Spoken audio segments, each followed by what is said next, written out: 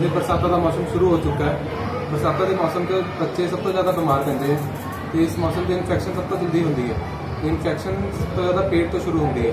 पेट में जिदा दर्द होना, लूज मोशन लगना, खाना ना पचना, भुख ना लगना, सिर भारी होना तो बुखार भी हो सकता है। तो ये आप सब तो पहला करना है कि बाहर की जो भी कुछ खा रहे हैं वो खाना पीना बिल्कुल बंद करना पड़ेगा। तो कोशिश करो घर का साफ सुथरा खाना ही खाओ। तो बासी खाना जितना घट खाओगे उतना वधिया है कि जिस टाइम खाओ उसी टाइम खा लो, अगले टाइम वास्ते ना बनाओ। अगले टाइम जब भी खाना है उसी टाइम ताज़ा ही बनाओ तो उसी टाइम खाओ।